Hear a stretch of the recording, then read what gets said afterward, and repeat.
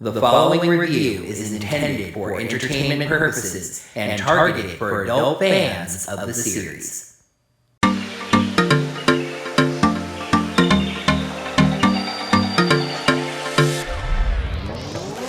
Hello there, heroes. I'm the Orange Ranger. These are just the facts on Dino Fury Episode 16, Ancient History. Please make sure you're subscribed to the channel. Yeah, and make sure you got your notifications set up by hitting that little bell icon. Right you.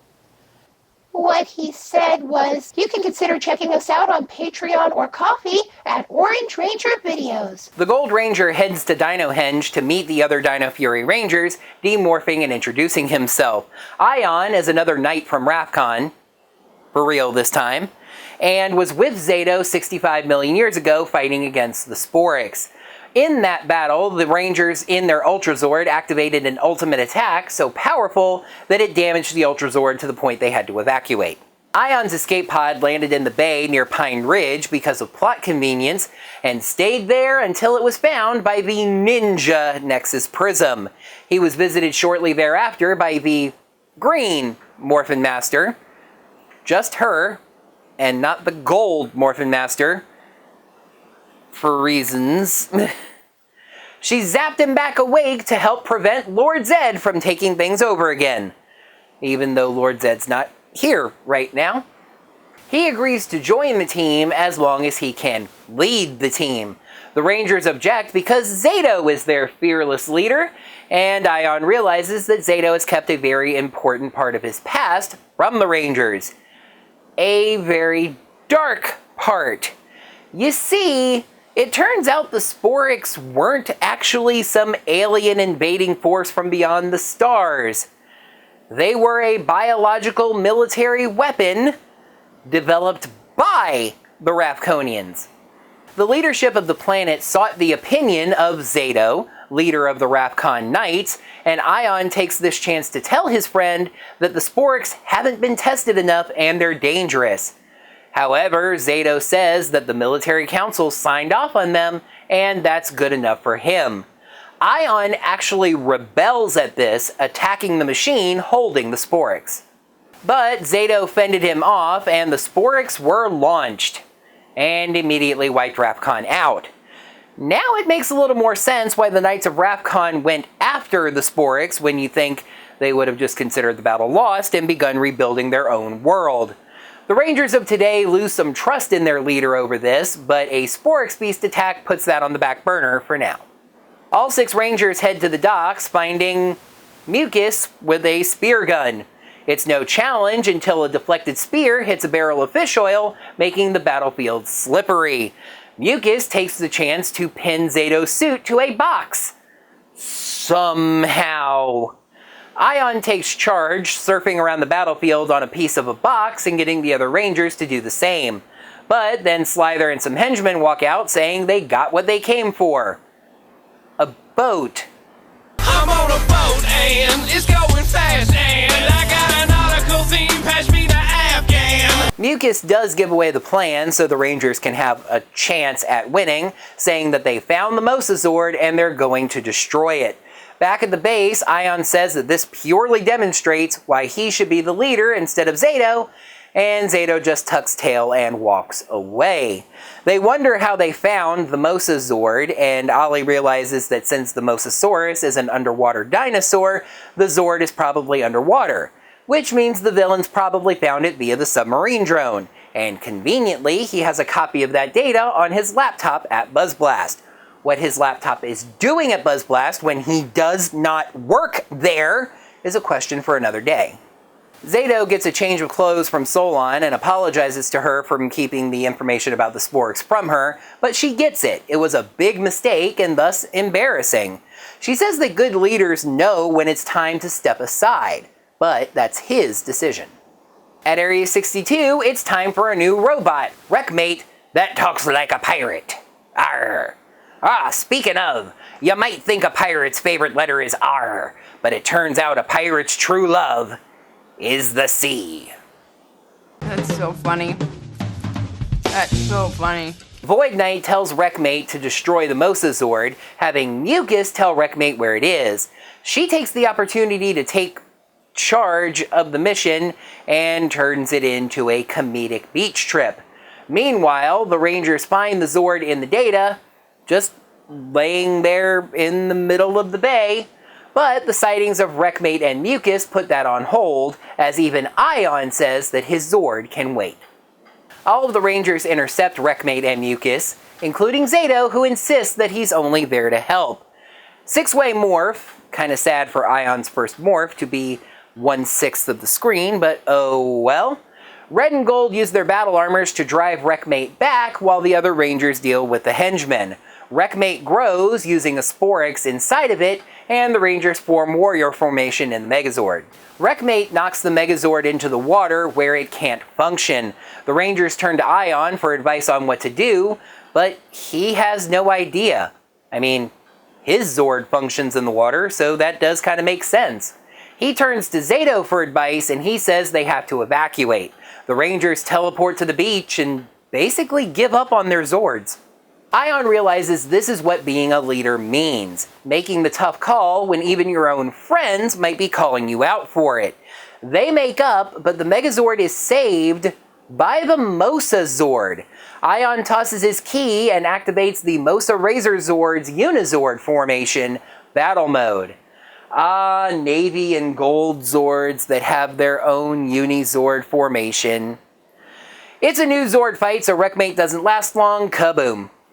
Back at the base, Aiyon realizes exactly what Solon taught Zayto, that sometimes a good leader steps aside for the sake of the team. The Dino Fury Rangers are strongest with Zayto as their leader.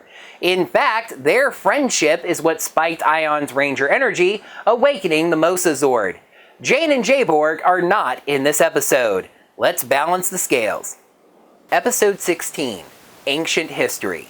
Pros, a Power Rangers episode with a Power Rangers plot, a surprisingly mature and challenging storyline, and an entertaining new Zord debut.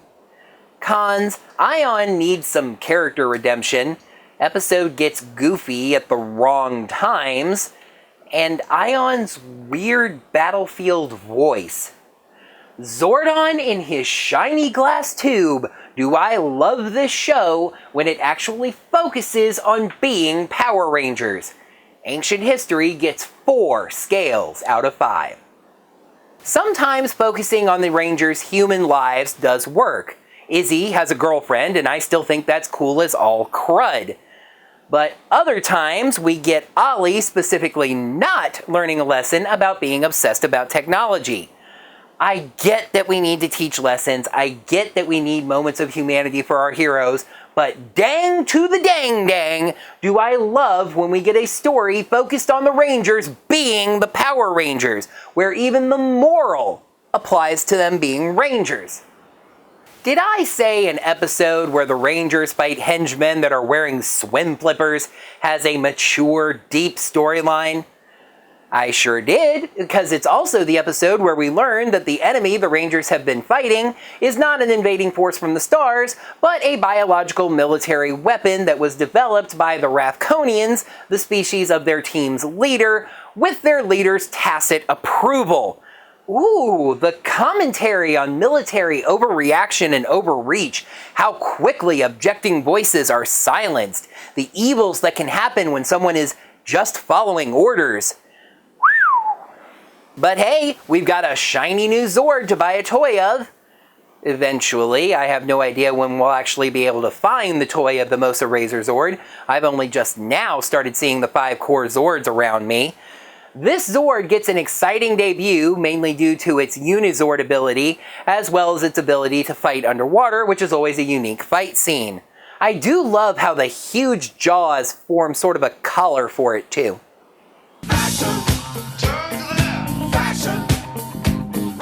Okay, we've had our Gold Ranger for about 1 1/4 episodes now, and here's what we know about him.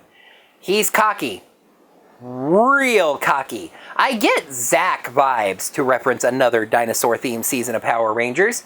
We get some good parts for him right at the end, but even then it kind of boils down to, well, I got what I wanted, and it turned out I was wrong, and I should have figured that out from the beginning. Aiyon's character is tenuous right now. We need some good stuff for him. Maybe next time. Remember all that really serious biological weapons stuff I talked about in the pros? It does take place in the same episode as the Rangers sliding around asphalt on fish oil and fight henchmen that are wearing floaties and swim flippers. The tone in this episode bounces back and forth to an extreme degree. Comic relief doesn't work in terms of equality. You don't need something really stupid to balance something really serious. You can tell when I give episodes a score of 4 or higher because 1 or 2 of my cons are real stretches. This is a very minor nitpick, but Aiyon has a weird voice when he's morphed. It's like he's half whispering. He's got this kind of Godfather thing going on, a raspiness to his voice. I don't even know if I'd call it bad outright, but it's different. It stands out, and something about it just doesn't sound energetic. I know that Power Rangers is supposed to teach lessons to children. I get that a 30-minute fight scene is boring. That's basically what shows like Megaforce did. But there are episodes of Super Megaforce even that I do like, and it's when they focus on being the Power Rangers. No Jane and Jay Borg. Barely a cameo of Buzz Blast at all. Not even anyone acting out of character for the sake of the moral of the day. This was an episode that pushed Dino Fury's plot forward, and the moral of the day even applies just as much to being a good hero as it does a good person. The Gold Ranger has been a breath of fresh air for Dino Fury, and where is the air fresher than at the beach? Let's take a peek at the 17th episode of Dino Fury, Our Hero. Aiyon is given free ice cream as thanks for a heroic act, and the perks go to his head. When his Zord is captured, Aiyon learns what it means to be a real hero. That is going to wrap up another Power Rangers Dino Fury episode review. Thank you, heroes, so much as always for watching. Now that the video's done, you can let me know what you thought of this episode, as well as my review of it, down in the comments below. While you're down there, make sure you smack that thumbs up button to let me know that you enjoyed this video. And if you'd like to support my channel in ways besides Patreon or Ko-fi, you can always check out my Teespring store and get yourself some sweet Orange Ranger merch. Until next time, heroes, may the power protect you. Aiyon's escape pod landed in the bay near Prime and zapped him back awake to prevent the fight. Aiyon's escape pod landed in the bay near Prime. Oh god. But the sightings of Wreckmate and Mucus take that on hold for now. What the does take that on hold mean? Ah, blue and navy and gold and this. I hate that. This was a stupid thing.